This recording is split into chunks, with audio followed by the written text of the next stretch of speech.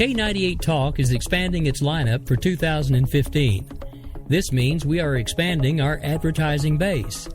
Whether you're a startup trying to push through to the next level or an established business trying to supplement your advertising budget, web-based advertising is a solid investment. Thanks to Talk's newest partnership with TuneIn Radio and instant access to our sister station, K98 FM, we give at a reasonable cost. Interested parties should email us at sales@k98fm.com. In these uncertain economic times, you've got to do whatever you can to save money. One of our biggest expenses can be our cars, especially when unexpected repair bills hit. Not anymore. If you own a vehicle with less than 130,000 miles, is less than 12 years old, has a warranty about to expire, or even no warranty at all, you could stop paying for car repairs. Roadside assistance, towing, and rental coverage are all included. Don't wait for the next repair. Make one free call right now to see if you qualify. If your vehicle is less than 12 years old, has less than 130,000 miles, even if it's out of warranty, paying for car repairs can become a thing of the past. Call us right now and get your car protected before your next repair bill hits. Get protection and no more repair bills. Call 800-696-1030. Again, 800-696-1030. That's 800-696-1030. 800-696-1030. Joe had huge problems with the IRS. I knew it was coming. I hadn't filed taxes since 1990. All the IRS letters coming in added up to a nightmare. It got up to like $68,000. My heart started beating fast. It's like, there's no way, man. I mean, I ain't going to be able to do this. Then they stopped his paycheck. So that's when I started making phone calls and found U.S. Tax Shield. U.S. Tax Shield went to work immediately. They just took the bull by the horns. What blew my mind is he called the IRS right then and there. So why is U.S. Tax Shield A+ rated with the Better Business Bureau? Joe knows. They saved me a ridiculous amount of money. If you owe more than $10,000 to the IRS or state, choose the company Joe chose, U.S. Tax Shield. It was the best decision I made. U.S. Tax Shield is the way to go. Life is good. Thank you, Lord. Call 800-471-3287. U.S. Tax Shield. Boo-rah. Yes. 800-471-3287. 800-471-3287. Game on, where progressives fear us and rhinos tremble. Welcome to the political jungle. I'm JD. This is Stacey. No one is safe. No one is spared. Lock up the children. And the old folk. Welcome to the world of liberservative conservatarians.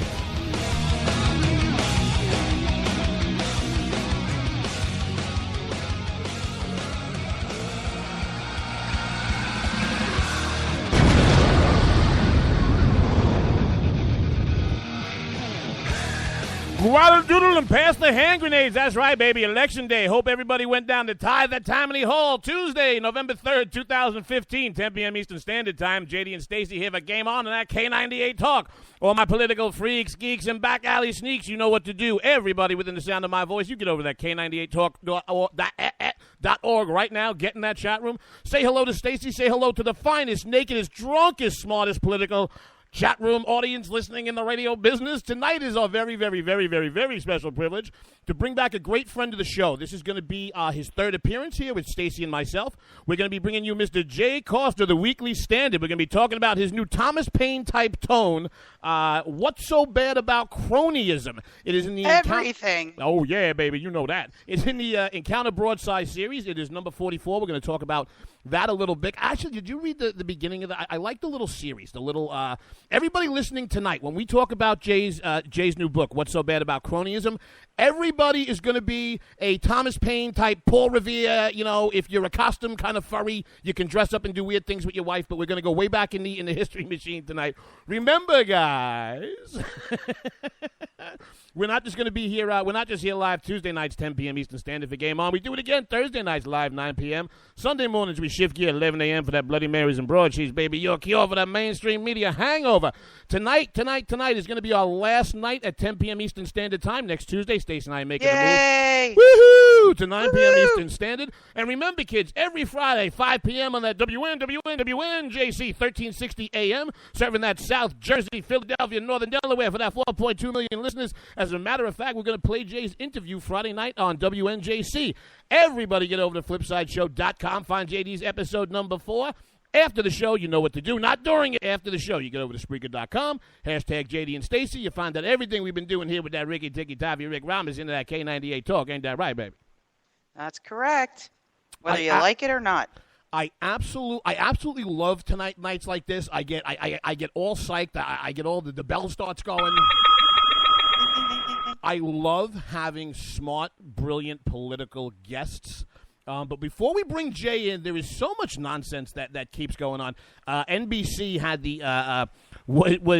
lacked the self-awareness to tweet out Obama's comments about Republican candidates, debates, and Putin. That's right. Oh, boo-boo. Yeah.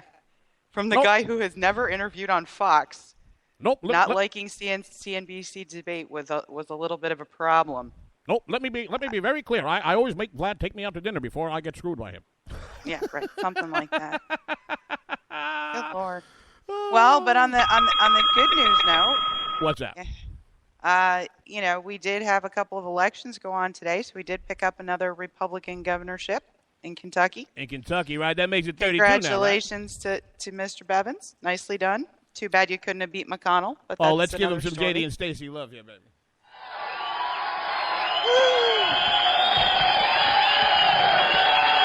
I know, right? But we're stuck with Magoo as the Senate Majority Leader. Ugh. Say it with me. Ugh. Okay, hold on. Let me reset the audio bubble here. All right.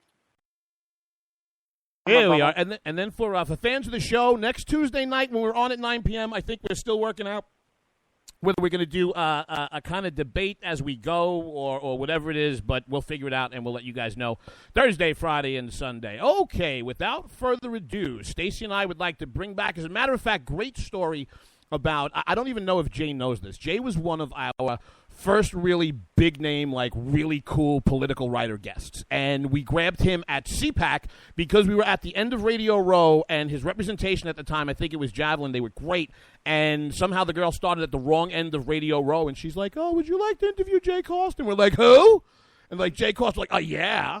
And we've had him back when he wrote Republic No More, and now it's great because now we're going to have him up on those 4.2 million listeners, baby, on that Friday. So for those of you who live under a rug and do not know of whom we speak, we are speaking about Mr. Jay Cost. Like I said, he just wrote What's So Bad About Cronyism. Now, cronyism costs the U.S. hundreds of billions of dollars per year and is threatening to transform our republic into an oligarchy in which the rich dominate the middle class. So says Jay Cost, baby, that top political analyst and widely published conservative author. He's going to give you his view here on What's So Bad About Cronyism. Mr. Cost has been a top political analyst for a decade. He is the author of A Republic No More. Stacey and I both love that book. Big Government and the Rise of American Political Corruption. If you don't have it right now, shoot that lock off your wallet, baby. Go buy it. He also has written Spoiled Rotten, A Critical History of the Democratic Party. Currently, you can find him at that Weekly Standard. His work has been featured in Wall Street Journal, Fox News, New York Post. You name it, he's been there. He is a Pittsburgh native who grew up as a Pirates fan, so he wanted to bring him on to his very own special Jay Cost. We're from the town with the great baseball team. We cheer the Pittsburgh Pirates. Where winning for so long was only a dream. We cheer the Pittsburgh Pirates. Ladies and gentlemen, Mr. Jay Cost. Jay, welcome back to the show. Hey, thanks for having me. Oh, man, we don't want to have anybody else. Obama called us. He wanted to give us 2 hours. We said, Obama, we got Jay Cost, baby. There you go. And with great bumper music, too, by the way. Thank you very much. You a sledge? You like that 20-pound sledge, huh? That's right. All righty. Okay, so we had Jay on when he had written A Republic No More. And again, if you don't have that book, buy it, buy 2, give 1 as a gift. He has what would you refer to this as, Jay? A tome, a pamphlet, a wake-up call? I think probably all 3, a tomey, pamphlet that's a wake-up call. And I love the way. I love the way. Well, that it looks like the series itself is pretty interesting and trying to be fairly timely in some of the things that it covers. I mean, this is number 44, so they've been at it a while. They have, yeah. They're supposed to be sort of short essays that basically are, a chapter of a book that take on a controversial subject or a topical subject. And the idea is, you put the kids to bed, you pour yourself a glass of wine, or if you're like me, you pour yourself a bourbon, and you can finish it before you yourself go to bed. Nice, baby. I do that Scotch whiskey, that Macallan. That's a good way to go. I have no objections to that. So the way that they actually describe this series, and for those of you, and I'm going to tell you something, folks, I honestly did more thinking in these 50 pages than some of the really longer works that I've read. I mean, it is succinct, it is to the point, it packs a punch. I have more questions written down than from some of the longer books I read. It said, inaugurated in the fall of 2009, Encounter Broadsides are a series of timely pamphlets and ebooks from Encounter Books, using an 18th century sense of public urgency and rhetorical wit. Think the Federalist Papers and common sense. How did you get hooked up with Encounter Broadside, Jack? Well, A Republic No More was published by Encounter.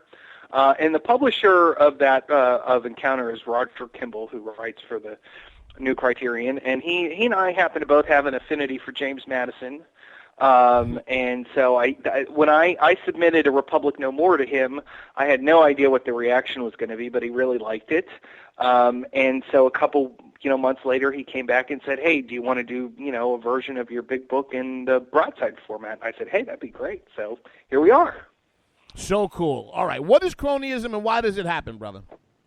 Well, cronyism is the misuse of public resources for private purposes. So it happens whenever politicians give some kind of government subsidy or benefit or favorable regulation, or even look the other way on a policy issue for the benefit of their friends, sometimes even themselves, future employers, lobbyists, interest groups.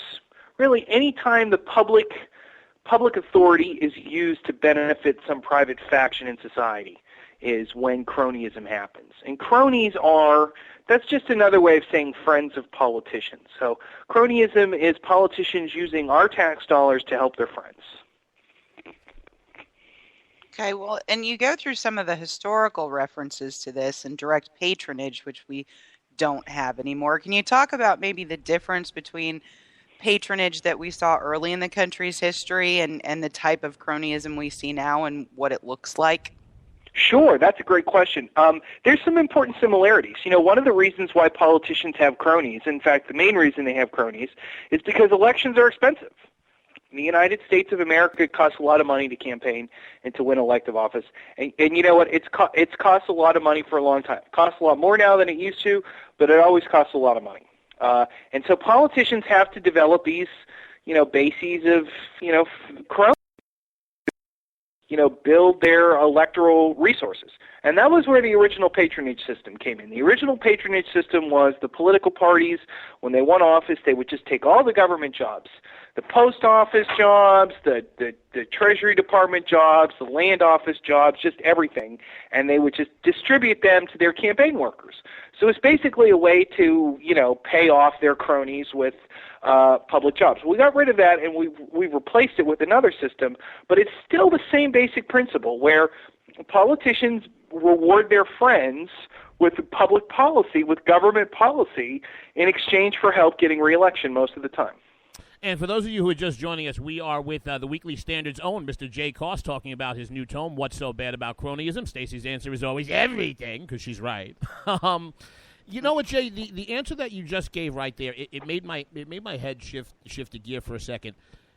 The way that the House election cycle is set up every 2 years, and if you look at the current, what it basically takes, like you just said, to stay an incumbent politician. Later on in the book, you actually get into politicians who create and sustain these programs are actually part of the problem. It's not actually the programs themselves. In your mind, is the House 2-year cycle set up right now to almost fail or to guarantee more cronyism than you may see in the Senate, because basically you're elected and you got to go raise that money because you're going to be right up for election again? Well, I think they reinforce each other. I think you're right that the House, with the constant sort of, the constant need to raise money, which is, really, think about this. You get inaugurated into a new Congress in January. 20 months later, you have to stand for re-election. And in the interim, you have to raise, like $3 million. That is a lot of money. And that's more than $100,000 every month. So we're talking about $3,500 a day, and that's 7 days a week. That's a lot of money to raise. Now, the Senate, you're right, because the Senate has longer cycles. 6 years instead of 2. But the flip side of that is that to be a senator, House member might have to raise like $3 million. Senators now have to raise like $20 million. So it's not like they can really slack off in their fundraising either. Now, if you're the senator of, like, say, Wyoming or Idaho or Mississippi, a small state that doesn't have expensive media, then, yeah, you're pretty well free from that kind of worry. But, on the other hand, if you're a senator from, my home state of Pennsylvania or California, the amount of money you have to raise is just staggering. Those media, and that's what it is. It's so funny that you said that because, I guess outside of the Cantor race, he was, he had a pretty expensive media market. Those media markets just crush these candidates, and the amount of money that they have to come up with is just staggering. Stacey, no? Oh, absolutely. And Jay, this might be getting towards the end of the book because you do propose some solutions. But when you look at, but we don't like rules. We go wherever we want. You go wherever you want, whatever you want because to, hey, it just sparked the question in my head. When you take a look at that kind of continual campaigning that the House of Representatives has to do, and the amount of money that amount of time a senator has to collect that pile of money to be able to defeat a challenger or potential primary challenger. Because the focus is always on re-election, both in some of their activities within the political body, as well as, where their focus may be during periods where they might want to be actually working within the political body, are term limits a way to curb some of that, or is that not the solution in your eyes? Well, I have gone back and forth on term limits, and I reckon at some point I might swing back in the other direction. So if you have me on for another book about corruption, I might give you a different answer. My answer for now, though, is that I'm not a fan of term limits. The reason why, it's not to dismiss out of hand your suggestion, because I think there is something to be said for, the fact that there's a constant crush of re-election. Term limits would ameliorate that at least to some degree. But term limits will have costs on the other end. And I think that the costs I think we can really appreciate them when we look at the Obama administration, which has really very superciliously just ignored, or even worse than ignored, thumbed its nose in the face of the Congress. And it really should remind us of, this kind of institutional rivalry that exists between the Congress and the presidency, and how we don't want that Congress to be overtaken by the executive branch. Certainly not to the degree that's happened in the Obama years, and it was certainly not worse. And I think so. That is something to bear in mind when we think about term limits, because if we keep refreshing the legislative branch, yeah, it'll be closer to the people, and maybe won't be as inclined to cronyism. But they're not going to have the experience that is necessary to really smoke out bad behavior in the executive branch in terms of oversight. They're not going to have the kind of experience in crafting legislation, so they're going to lean more heavily on the executive branch in developing laws. And so I worry about, you take away the experience in the legislature, you take away legislative independence, which I think is more and more should be a huge concern that conservatives have. And for those of you just stepping into that radio, baby, we have Mr. Jay Koss from the Weekly Standard speaking about what's so bad about cronyism. There's I guess a lot of questions pop in my head. My head's a scary place to be. But, Very.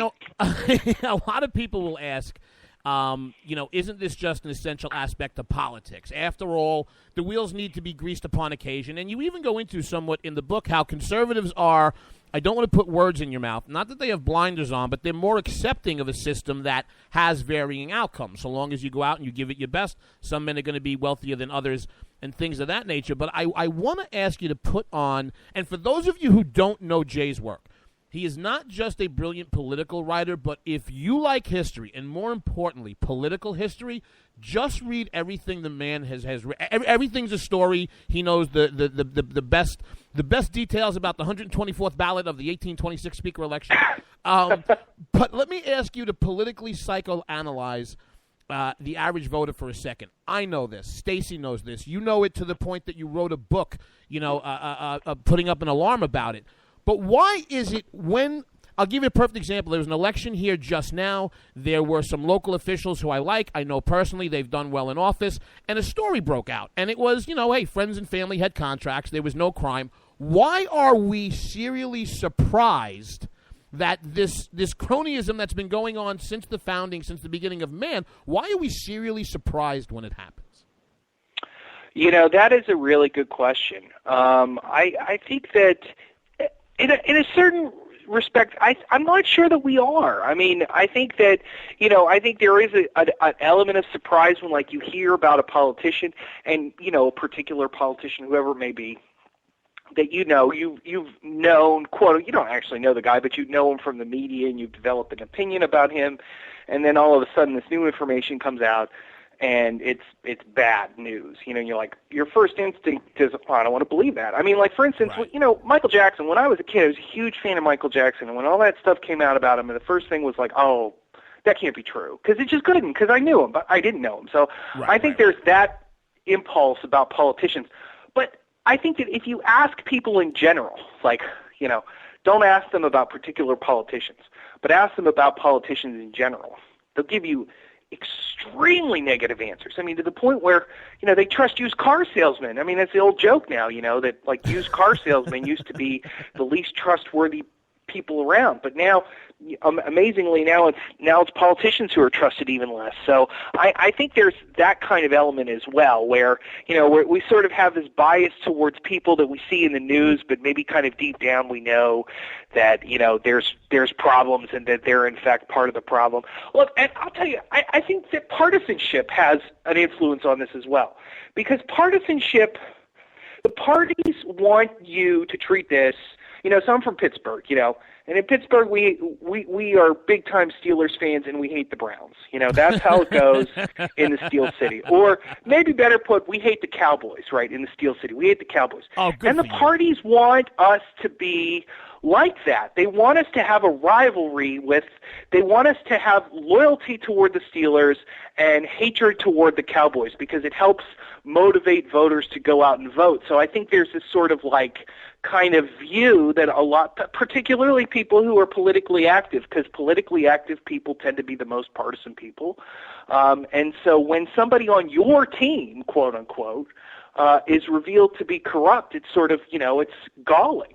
And look, I think that one of the reasons why I wrote this book, and for me, I've been writing about corruption in one way or another for, 4 years now. Mm-hmm. And it was really kind of a personal educational experience where I stopped seeing the battle between the two parties as so much like the Steelers versus the Cowboys. And like that's what they want us to think of them as. And to some degree that's true, and there's no doubt there are ideological differences between the two parties.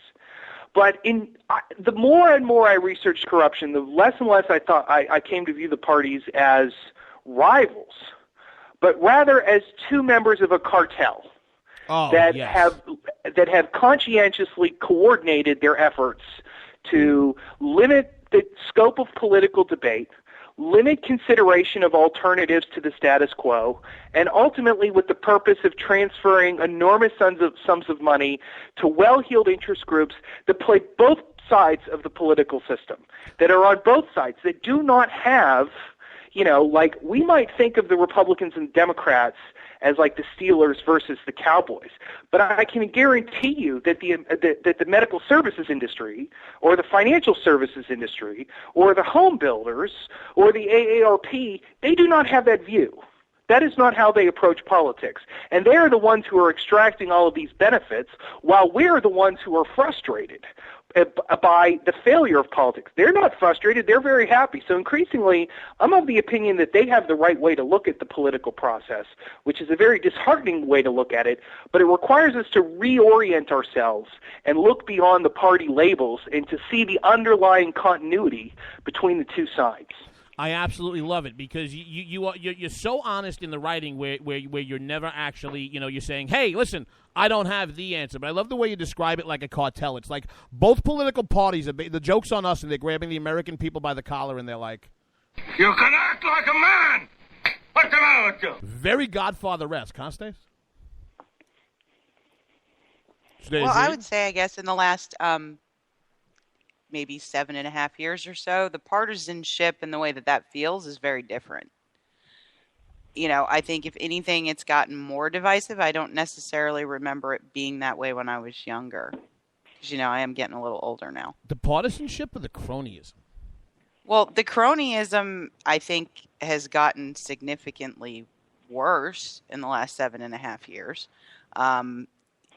Especially when you start looking at things like Obamacare, which, Jay detailed phenomenally well in his book and, comes up again in here with some Medicare and some other things. But even if you look at what the primary conservative gripes are with John Boehner, it all goes back to his relationships with the Chamber of Commerce and some other very powerful organizations and people who funded his campaigns. That's true, and that goes right to the examples of what you were saying, right, Jack? Yeah, I think that's a good point. And I mean, look, I think that conservatives are increasingly becoming aware of that. Like, I don't think 7 or 8 years ago we would be on the three of us would be talking about the Republican Speaker of the House and criticizing his relationship to the Chamber of Commerce. But I think that there is a growing awareness on the conservative side that the Republic, and look, I think a lot of it relates to the fact that, up until 1994, the Republicans in Congress had a handy-dandy excuse for why everything in Congress was terrible. It was the Democrats, right? They could blame the Democrats because the Democrats had been in charge of the House of Representatives without sacrificing that majority for 40 years. So it was an easy thing to blame them for. Anything that was wrong in Congress, it was the fault of the Democrats. But in the last 20 years, since 1994, the Republicans have held the House, for 16 of those 20 years.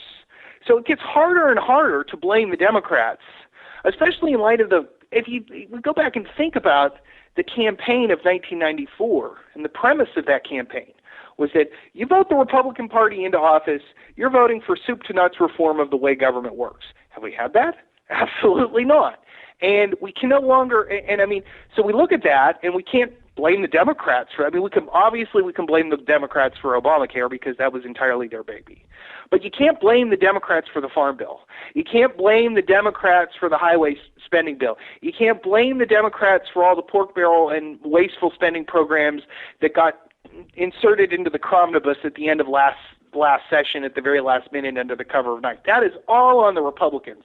And so I think that there's an increasing awareness among conservatives regarding the disjuncture between what the Republicans say on the campaign trail and what they actually do when they're in Washington.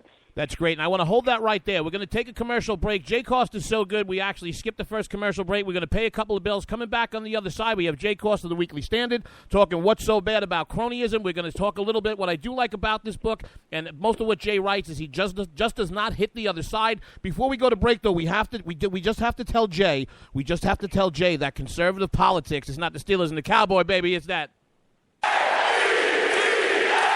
Oh. One more time. Who is that? It's Tuesday. I have to listen to that on Sunday. Stop. It's okay. JD and Stacey came on K98 Talk. Coming back on the other side. The show's so good. Even Diamond Dave's getting in on the act.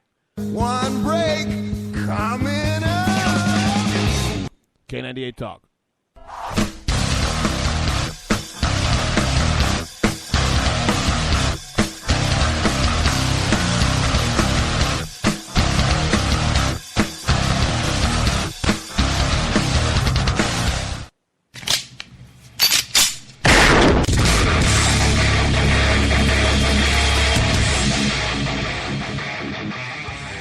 This is Slickery Trigger for Rebel Road Tactical.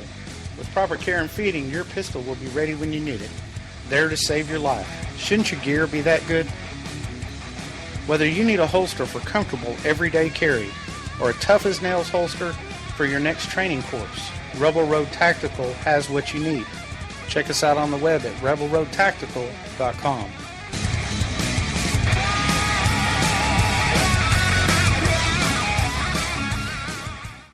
If you like your health care plan, you'll be able to keep your health care plan. This is the most transparent administration in history. Not even a smidgen of corruption. Fact is, we had 4 dead Americans. What difference at this point does it make? If you got a business, you didn't build that. The feeling most people get when they hear Barack Obama's speech, I felt this thrill going up my leg. I don't have that too often. Steady. It's time to hear the truth about America's biggest challenges. Ricky Robinson, host of America Off the Rails, will tackle the important issues facing America today as he tries to keep America from coming off the track. Get ready to hear the truth every Monday through Friday starting at 7 p.m. Eastern, 6 Central, here on K98Talk.com and the Spark Radio Network. Welcome to the face. Welcome to the face of the new democracy. Are you conservative in a world of liberal? Yep. Mm-hmm. Well, you're not alone. Hey, I'm Daniel Stafford, host of the Stafford Voice, and I'd like to invite you to tune in each Monday, 10 p.m. Eastern, where I'll break down the events of the week, and together we'll learn about how they affect you. So, sit back and get ready for the good, the bad, and the ugly of talk radio right here on K98 Talk.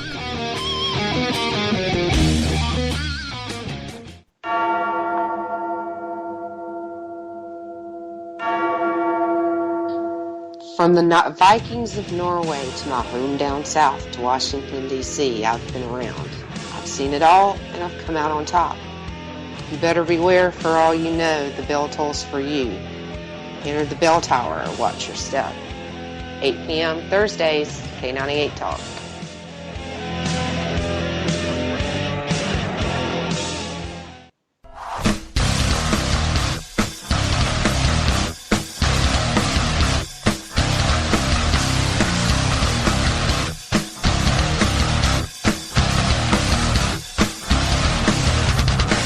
Welcome back to all our political freaks, geeks, and back alley sneaks. JD and Stacey here on Game On that K98 Talk. Everybody in the sound of my voice, you know what to do. Get over to K98Talk.org right now. Get in that chat room. Say hello to Stacey. Take your clothes off with everybody else. We let the guests keep their clothes on. Only the radio audience is drunk and naked. Jay Koss going to keep them clothes on. Remember, guys, we're not just here live Tuesday nights, 10 p.m. for Game On. We do it again Thursday nights, 9 p.m. Eastern Standard Time. Sunday, Shift Gears, 11 a.m. Bloody Marys and Broadsheets.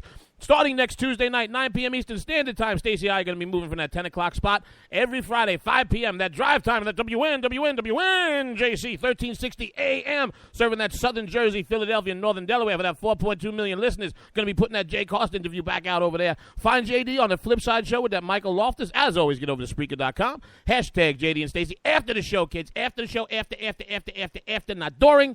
And your hashtag JD and Stacey, you find out everything we've been doing here with that Ricky Ticky Tavi Rick Robinson. Want to bring back in and welcome Jay Koss from the Weekly Standard. We've been talking about what's so bad about cronyism. And, you know, Jay, if I'm not mistaken, did you say when we interviewed you for Republic No More that the impetus and the inspiration for you writing that book was Obamacare? Yeah, that's right. That was also the sort of inspiration for Spoiled Rotten as well, which was my first book that sort of looked at corruption within the Democratic Party, and it kind of started me on this course. But yeah, Obamacare was outrageous to me. You know, and not for the reasons that most conservatives were outraged, although those outraged me as well. I was just really watching the way that they cut deals with interest group after interest group after interest group. Just struck me as being wrong and offensive and contrary to our founding principles. And it really sort of got me kind of looking more closely at public policy. Since I was from, 7-8 years prior when I first got started in politics, I'd been primarily a campaigns and election guy, kind of took policy for granted. I was just a conservative by disposition, and then broadly ideologically speaking, I was just conservative in my bones. But I hadn't really looked at, say, tax policy or, regulatory policy. Obamacare was the first time I really watched the policy-making process happen, and I was just horrified. And that was what kind of got me on this track that I'm on now. And I'm glad you said that, because the reason that I brought that up, your intellectual honesty comes through, because what I'd like you to take a little bit of detail on is if you could explain to the audience, because we cannot get caught up in an echo chamber and think that we're holier than thou when we're not. I thought what you said about the conservatives and Republicans' instincts in Congress to move away from government subsidies prevailed, and within a few years later, was it 2014, you thought was just one of the most wasteful farm bills ever written, correct? Oh, it was terrible. And this, by the way, was after they had passed a fairly good Farm Reform Act in 1996, the FAIR Act, which is also known as the Freedom to Farm Act. Was basically the point of that was to try and wean the farmers off of farm subsidies. But there were a couple bad crop yields, and profit margins in the agribusinesses started to decline in the late 90s, and they lobbied Republicans to give back the subsidies. And by the way, that also something happened with Medicare as well. The Balanced Budget Act of 1997 had all these reforms and cuts in Medicare. Mm-hmm. They weren't really well designed, but they were at least an effort to bring fiscal, sanity to a program that is just literally insane. But in the late 90s, the hospitals' margins started to decline, and the hospitals started to get more aggressive and asking for walkbacks, and they got them. And then, when they passed the prescription drug bill, they needed the hospitals and the doctors on board, and the price of admission for them was more walkbacks. And the next thing you know, every year they're passing that reprehensible doc fix to basically patch the 1997 Balanced Budget Act. That's all on the Republicans, by the way. Those were Republican-inspired bills. It was the Republicans who gave up on those reforms. And even if you say, the reforms didn't work. Okay, fine, the reforms didn't work. But, they never tried reforming it again to try and save the money. They just gave up and gave the money back. Well, and it's not just the farmers that get upset about the ag bill, or just the hospitals that get upset about Medicare. Be nice to the farmers, reform. They listen. Be nice to the farmers, they listen. Well, no. You're the one who decided nobody from Iowa should listen to us anymore. Oh, I know. Me and Liz Mayer pissed off everybody in Iowa. I'm sorry. Go eat some corn and listen to something else. Anyway, because I worked for ag manufacturers, and boy, they watch those farm subsidy bills, and the crop, the chemical manufacturers, the seed producers, everybody involved in the agribusiness watches it. So it's not just a single lobby or, one set of very defined people. Same in the medical. I was in the medical field for a while. It's medical equipment manufacturers and all the associated services that depend on the medical profession for their own income or their own profit margins. So those groups of constituencies just become bigger and bigger and bigger.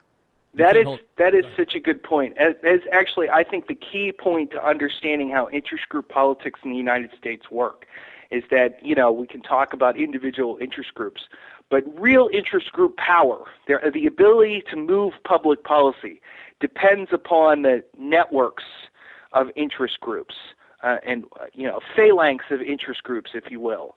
And so you mentioned, the Farm Bill in particular. One of the reasons why the Farm Bill on an economic level really makes precious little sense.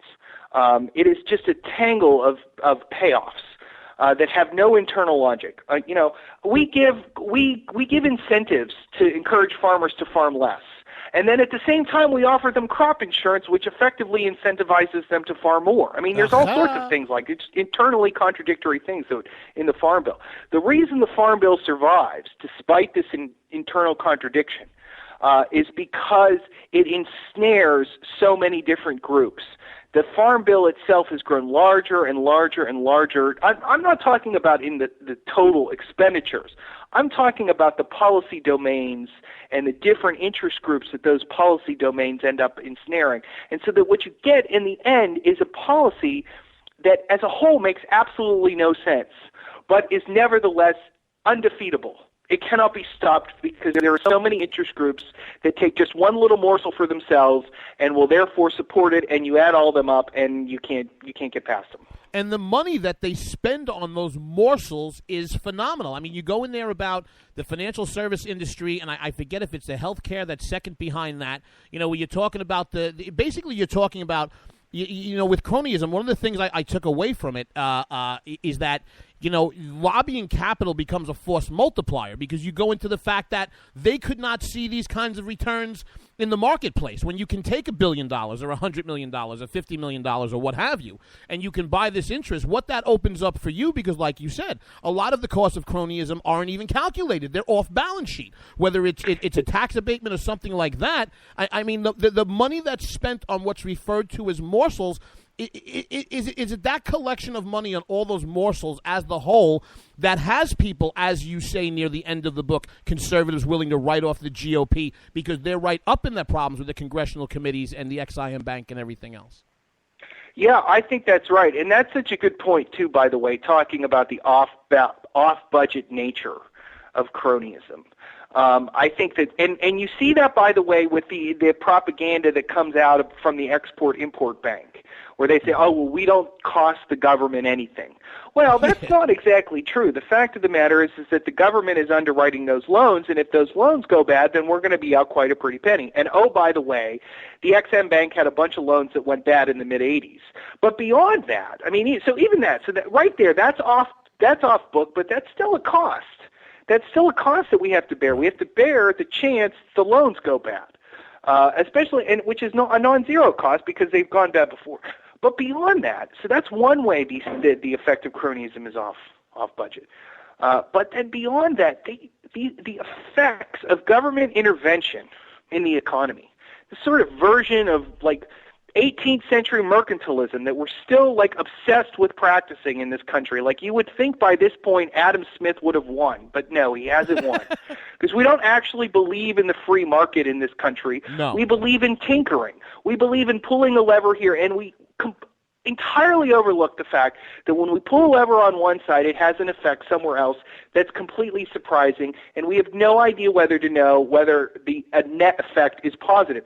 The Export-Import Bank is a great example of that, right? So the Export-Import Bank, you know, Boeing loves the Export-Import Bank because the Export-Import Bank finances all of these loans for overseas carriers. Delta hates the Export-Import Bank because Delta is in competition with those overseas carriers, and those carriers are getting subsidized federal government loans to compete with Delta. So you tell me, in net, are we any better off? We're helping Boeing but hurting Delta? That doesn't make any sense. And that is the problem a lot of times with cronyism, is that on the merits, you look at an institution like the Export-Import Bank, and you say, this bank doesn't make any sense. This agency has to go. That's not to say that we should support government. You know, government can't support exports in theory. I personally am opposed to it. But, you know, look, if we're going to redesign things from the ground up, maybe we would want to rebuild, you know, and rebuild it in a way that subsidizes or helps exporters. Okay, that's a worthwhile government endeavor. The fact of the matter is that the way we actually do it is terrible, and we should get rid of it. But we can't get rid of it because all of these interest groups draw benefit from it, and they lobby to keep it. And that is sort of one of the lessons that you sort of develop when you look at cronyism, is that a lot of times when these policies start, they make sense, but then it turns out, oh, we miscalculated, or society has changed, or something's different, and now the policy's outdated, and we can't get rid of it. The Farm Bill is an excellent example of that. The Farm Bill was started in the 1930s when the farmers, it was like grapes of wrath in the Midwest. That's how bad it was. Mm-hmm. And we needed to do something for the farmers because the farmers were just desperate. So we started a farm subsidy program. Well, now farmers make more money per capita. The average farmer makes more money than the average non-farmer. So what are we still doing with so much money wrapped up in farm subsidies? Well, it doesn't make any economic sense anymore. As a matter of fact, economists will tell you that economists will tell you that farmers, you know, the economics of farming have now become so advanced that farmers can anticipate where the market is going, and they can adjust their outputs in such a way that they don't need subsidies the way they used to. So why do we still have this? It doesn't make any sense on an economic level, from a national interest, public good kind of perspective. It doesn't make any sense. Well, we have it because all of these interest groups want it.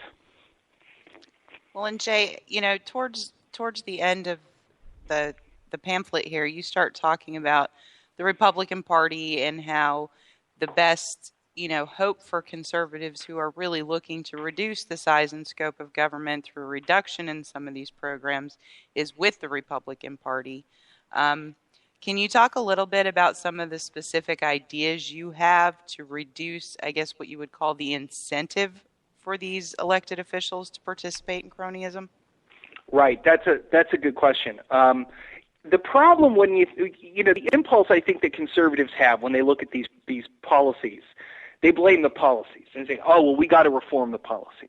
And you think about all of the effort that went into trying to kill the Export-Import Bank, and it's still not even dead yet. I mean, it's like the Walking Dead over there. The thing keeps coming back to life. We can't kill it. All this work to kill, and it's just a tiny, insignificant program in the grand scheme of things. It's hardly the biggest piece of the pie. Let's put it that way. And yet we can't seem to get rid of it. And even to the extent that we have been successful, it's taken enormous effort. So that tells me that, I think we need to start looking beyond the policies. That if we try a frontal assault on these policies, we're not going to succeed. What a great... We have to look behind the policies, and in particular at the politicians who underwrite the policies year after year after year. And we have to ask ourselves, why are they doing that? Why do they continue to be so responsive to interest group pressure rather than the demands of, the general welfare? Why are they so concerned about what their donors are saying? And I think that's the answer, is that they need this money.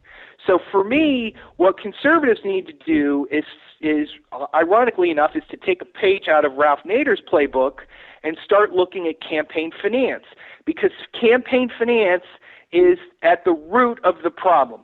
Because these politicians need so much money to win re-election, it makes them amenable to the kinds of policies that we've been discussing.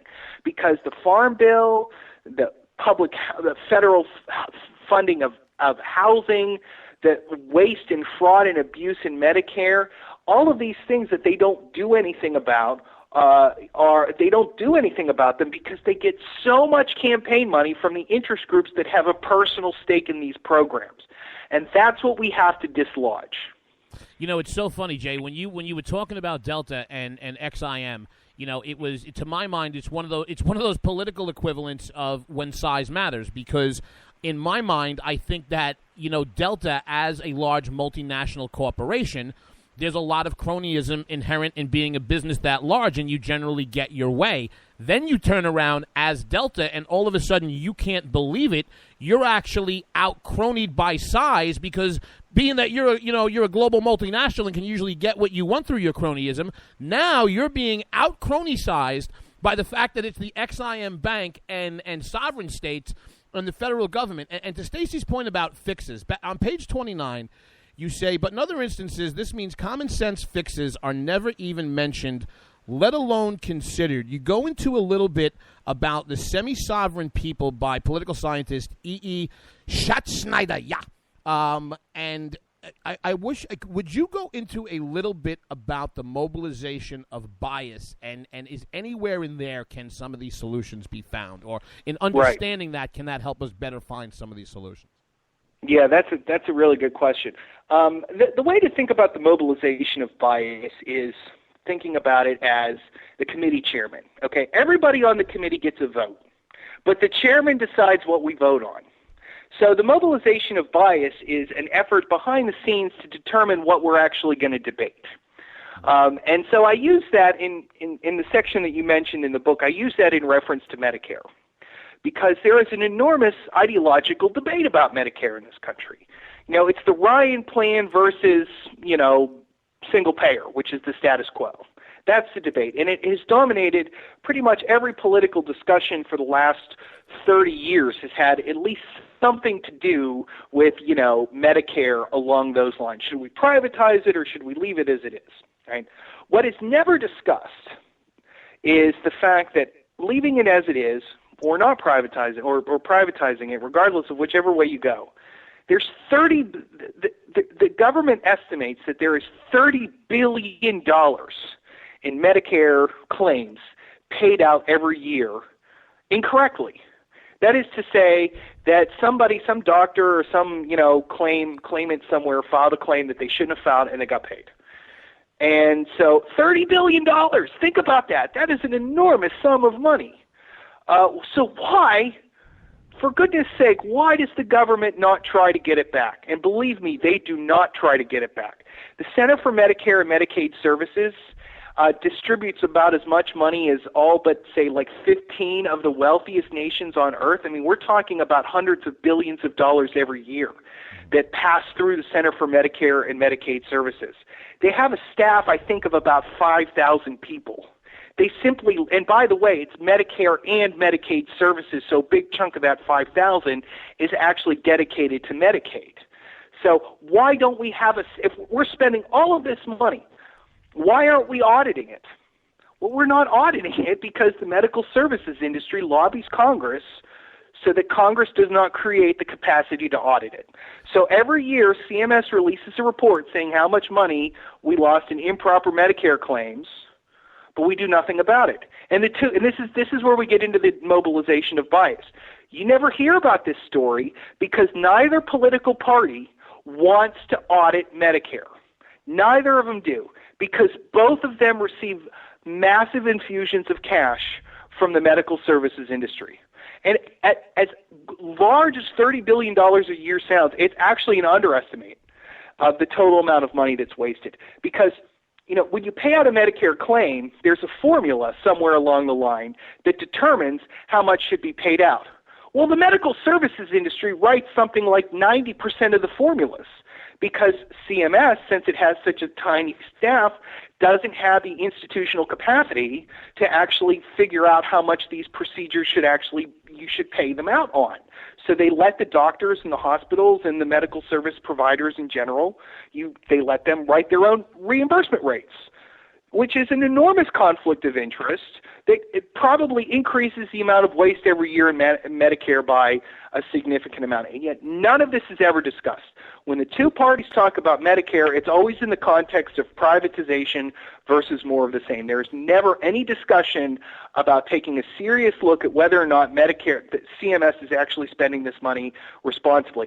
That is what cronyism on that level. When we're talking about cronyism on that level, we're not talking about, a job at some shipyard or some port. We're not talking about a post office job, position somewhere. We're talking about billions of dollars every year that are passing from the medical service lobby to Congress. And that's what it buys. It buys bipartisan silence. Literally have Jay left for 2 minutes. We've just had for the last hour Jay Cost from the Weekly Standard talking his new book, What's So Bad About Cronyism. It is in the Encounter Broadside series. It is number 44. Jay, we literally have you for about 1 minute 30, 2 minutes left. Where can the peoples go and buy What's So Bad About Cronyism? And then where can they double down and get a Republic No More for friends and family for gifts for Christmas? Well, I really appreciate that question. That's my favorite question. It's available at probably one of the online booksellers would probably be your best bet for a Republic No More. It's been out for about 7-8 months now, so you can get it new at Amazon or Barnes & Noble, and probably the same deal for What's So Bad About Cronyism. I doubt you'd find those at your bookstore. They tend not to sell the broadsides at bookstores, but it's available online, and it's only, I think it's like $3.99 for a Kindle version, $5.99 for a print version, so it's not too bad. You go read him over at the Weekly Standard. You do that all the time. You find the catalog of his work. If you're on the Twitters, you go over to that at JayCosttws. You show him some love. You see some smart stuff. Stacey, we got him for about 1 minute and 10 seconds. Get some political news out of him. Ask him a question. Hurry up. I just want to say at the very end, Jay, you say which is the most important type of election for conservatives to be concerned with? Congressional elections. At what stage? The primary? The primaries. I think primaries. we have. If you're in a conservative district that's overwhelmingly Republican, and you don't have a member of Congress who is an avowed opponent of cronyism, primary the guy. Because whoever wins the primary is guaranteed to win the general election. Primaries are our main point of entrance into reforming the Republican Party. We didn't really have a chance to talk about this, but I think the only way to move forward on this is we have to reform the Republican Party before the Republican Party can reform the government, and our only opportunity to do that is through the primary system, and we should focus on these safely Republican districts. The members from those districts that aren't pulling their weight for the conservative movement, we should yank them. And the best part about not talking Johnny about Isaacson, now. And the best part about not talking on that on tonight's show is going to be a reason to have you back. Jay, we cannot thank you enough. This is your third visit to the program. I hope you would consider continuing to come back. Ourselves and our audience absolutely love having you as a guest. Oh, thanks, JD. It was a lot of fun. I appreciate it. Great questions. Jay, thanks a lot, brother. You have a good one, man. We'll see you on the Twitters. All right. Jay Cost, ladies and gentlemen. Stacey, it is unfair that we get to do this, is it not? It's totally unfair. This is so cool. This is so cool. I hope we get everybody to go to things like CPAC and meet awesome people like Jay and Charles C.W. Cook and a whole host of others, and then they actually come and talk to us for a while. It's we want to thank Ricky Tiki Tavi, Rick Robinson, K98 Talk, and also WNJC 1360 AM Southern Jersey, Philadelphia, Northern Delaware. We'll be playing Jay's interview this coming Friday at 5 p.m. Baby girl, you got them keys? Oh, I got them keys today. Get out of here. Tell the nice people where they can find you. You can always find me on the Twitters at ScottsFire, SCOTSFYRE, and on Facebook at Stacey Lennox. Wow. And you can find me at Game On JD on the Twitters. Give J Cost TWS a follow as well. And of course, kids, you know that I am on alleyways, barstools, shady situations, the occasional donkey show, places I shouldn't be, and I don't have my shots. If I live through it, I'll see you Thursday.